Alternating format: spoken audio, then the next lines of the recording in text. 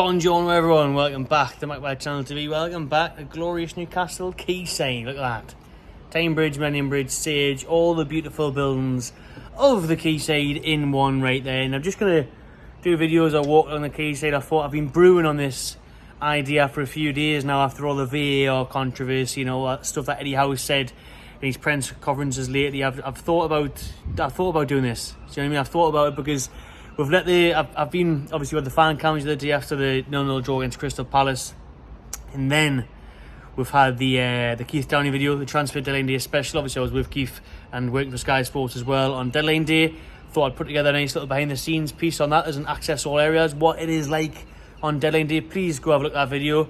I mean, a lot of effort went into that, a lot of time, and the editing as well. Do you know what I mean? They've put it together nicely, so please check that out if you haven't already. On the Magpie channel, we've let that try and get up and get seen the last couple of days as well. But now it's back to business. It's Wednesday. We're a few days away from West Ham. I will be at West Ham as well, so if you see us at West Ham, come and say hello. We'll be doing fan cams there as well at West Ham London Stadium on Sunday, Day Out Sports on Saturday. So plenty of videos coming in the next few days on the Magpie channel TV. But after the transfer window, obviously doing videos every single day pretty much on transfer rumours and everything else Newcastle United related. Couple of days breather, but obviously you've had all the Palace stuff to look at. You've had the, like I said, the behind the scenes thing with Keith Downey to look at as well, so that's great. It's a shame we didn't sign anyone on that behind the scenes piece. That would have been a lot better if we managed to get some access to a player that came through the door. But one of those things, that's deadline day. Never know what's going to happen. And there will be more of that in January as well, so I'm sure we'll get some behind the scenes stuff on new signings in January. But for now, on this video, I was going to rant, but I've enjoyed me walking on the quayside. I'm going to be taking a calmed approach to it. I could have done it, and that's what I did with the match reaction against Palace as well. Obviously, the Liverpool match reaction was very angry. It was in the heat of the moment. The full time was still just blowing. I was walking back my car after watching it in the pub, and I was very angry and that, very sweary, right? And you'll get videos there from time to time. But on this one, and on the Palace one, you know, we did the fan cam, the dust had settled. It was a bit of a more measured approach. It was still angry, but it wasn't quite, you know, X-rated WWE Raw. Do you know what I mean? What's that? Can't verify identity. Don't care, get off my screen, you wanker.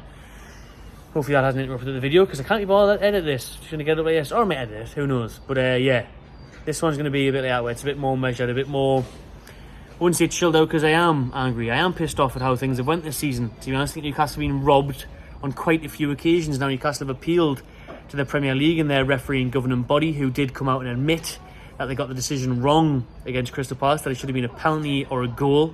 Obviously we got neither. Fucking Palace got a goal kick, man, got a free kick, whatever you want to call it. How the fuck did that happen? How did that say? Good job, the rant's not last long, is it, the swearing? But my goodness, how did that happen where we didn't get given that goal? And again, it's just robbed of a few points. We came away with 1 point on Saturday. It should have been all three. Liverpool, the whistle should have blown. That should have been a point. Man City should count myself unlucky not to get all three. I'd say that was more down to our defending, obviously game management to be honest. But Brighton, Wilson's high boot, that could have been all 3 points. You know, there's been lots of occasions already this season, and we're only in September. We've only played 6 games, and Newcastle are already getting hard done by. Newcastle are trying to rest on that. It's like a cinema moment, trying to wrap your arm around the bed, which is not there. You know, Newcastle are already. There's quite a few points which could make it. We're 11th on the table right now. If we had got these points, we would have been 5th or 6th. Do you know what I mean? It's an absolute travesty, really, what's happening at the minute. Eddie Howe came out and said, you know, it feels like it's Newcastle versus the world at the minute. And he's installed that mentality in the dressing room, which can be a positive, which can be seen as a good thing. If you can get the players on board with that and be like, look, nobody's going to do any favours because of the takeover. There's a lot of controversy. People are trying to stop things, and we're everyone's enemy. That can work against you if you've got that kind of siege mentality, and that can really galvanise the group and spirit the players to do well. And that's the way we've got to look at it. We've got to look at it in terms of, yes, that goal against Palace should have stood, but we should have done more. Isak had nothing to do. Do you know what I mean? He had no service apart from that chance that he had early on, which he created himself and tried to be clever with it and dink the goalkeeper. He's got to score there, should score there. But we didn't come away from that game thinking, bloody hell, Isak in front of goal there, he's missed that chance. He didn't get enough service. So we should have done more to win that game, I think. You know, we should have done more to... We did well in terms of possession and stuff like that, but we didn't create any real clear-cut chances where you think, he's missed that header, he's missed that. Not enough. So what Newcastle need to do going forward is really stamp their authority on games more in terms of, like they did against City, scoring goals. Do you know what I mean? That's what I want to see this weekend against West Ham, and especially in the next home games.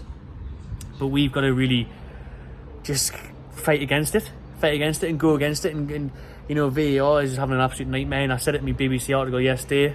If you haven't seen that, check it out. You know, it'll still be on the BBC News website. Every Tuesday I do a Tuesday talking point, so have a look at that. And I'm basically saying, should VAR be scrapped?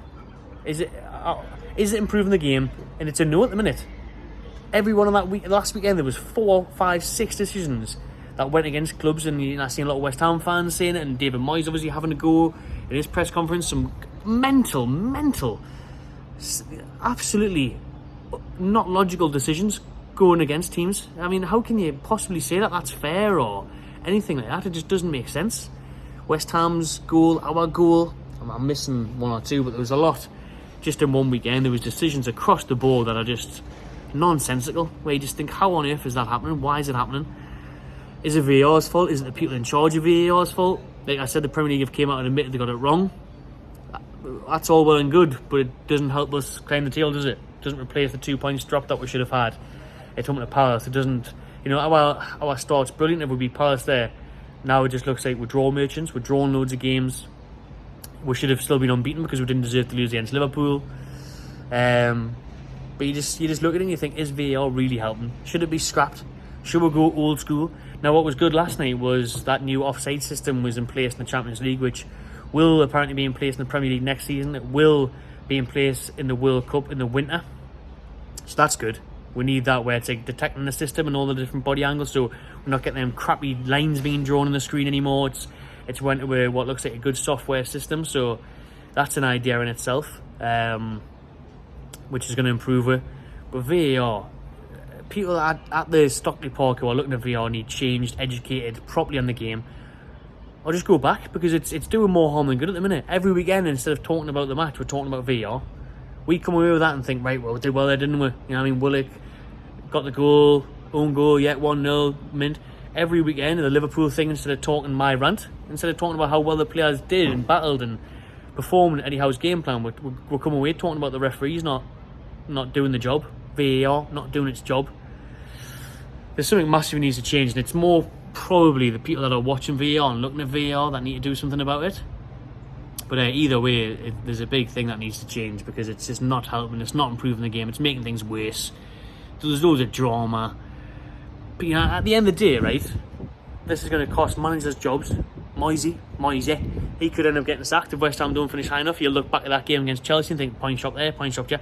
Eddie Howe, if we go on, you know, and you think, wow, we could have finished 6th there if we didn't get that result and that result and that. In the matter of a week there, we've 2 points at home at Palace, a point at Liverpool. There's 3 points. That 3 points could be the difference between finishing 6th and 8th at the end of the season. And it's not saying it's going to stop now. How many more instances are we going to have throughout this calendar year, after the World Cup, are we going to have in the league this season like this? Like I see, we're a few games in. We've just finished the first month of the season. We've just touched in September and we're already talking about this and having these discussions. VAR's crap, man. Crap. And it does feel like it's Newcastle against the world. Like, ever since the takeover, there's been too many decisions like that, too many biases, too many controversies, where you just feel, and I've always tried to come away from that agenda and have the perspective that it's not that's not the case. And it's going to happen, and this team is going to happen, that team, and swings and roundabouts. I'm not seeing any roundabouts or swings at the minute. We're stuck in a one-way traffic that's fucking getting ripped off. It's a one-way route, and it's a dead end, and the dead end just says, bumped. You're being shafted every week. There's no roundabout here. There's no fairness. You know what I mean? It's week in, week out, this bollocks. And I'm sick of it. Well, I'm not going to get into the rant. I can feel myself getting angry now. I can feel myself getting going. But it's not the case of the video. Do you know what I mean? It's not. Kind of shift that cough either. But yeah, it feels like it is Newcastle versus the world. If Eddie Howe can drill that into the team, though, that can actually work as a positive and inspire the group and galvanise the set of players that are there at the minute in the dressing room. Hopefully some fairness happens soon. Hopefully the results do start coming our way, get back to winning ways. I'd love that this weekend in West Ham, but we'll leave that for the preview. We'll have a match preview on Friday with West Ham Fan TV. Actually, I'll be down West Ham as well. So looking forward to that. Let us know what your thoughts are on this whole thing. The start of the season, the draws, the VAR decisions, the controversies. What do you think about it all? Do you know what I mean? What do you think about everything? Let us know in the comments below. Subscribe to the Mac Channel TV and enjoy yourselves.